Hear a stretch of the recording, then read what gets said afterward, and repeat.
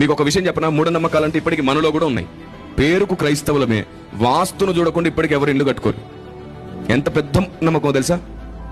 నేను దుబాయ్ లాంటి దేశాలకు వెళ్ళినప్పుడు, కువైట్ లాంటి దేశాలకు వెళ్ళినప్పుడు, సింగపూర్ లాంటి దేశాలకు వెళ్ళినప్పుడు వాళ్ళని అడిగాను నేను, మీరు ఇంత అభివృద్ధి చెందారు, ఇంత పెద్ద పెద్ద భవనాలు కట్టేసి ఉన్నారు, మీ దేశంలో అసలు అడుక్కునేవారే లేనంత గొప్పగా మీరు ఎదిగారు కదా, మీకు ఇలాంటి పెద్ద పెద్ద భవనాలు కట్టేటప్పుడు ఏ వ్యక్తిని వాస్తు కోసం పిలిచారు, వాస్తు చూసే ఏ వ్యక్తిని పిలుచుకున్నారో మాకు చెప్పండి, మా దేశానికి తీసుకెళ్తాను, మా దేశం కూడా డెవలప్ అవ్వాలి తొందరగా అన్నాను నేను.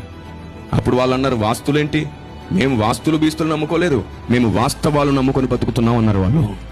గుర్తుంచుకోండి, మూఢ నమ్మకాలకు మీరు ఎంత దూరంగా ఉంటే దేవుడు మీకు అంత దగ్గరగా ఉంటాడు. అదేంటోనంట, బయటికి వెళ్తే నల్లపిల్లు ఎదురొస్తే మొత్తం అపశకమే అంట. మరి యాక్సిడెంట్ అయిన వాళ్ళందరికీ నల్లపిల్లులు ఎదురొస్తేనే అవుతున్నాయా? ముహూర్తాలు చూస్తేనే మంచిదంట. మరి ముహూర్తాలు చూసి పెళ్లి చేస్తే ఎన్నో వ్యాన్లు ఎన్నో బోల్తా పడిపోతున్నాయి.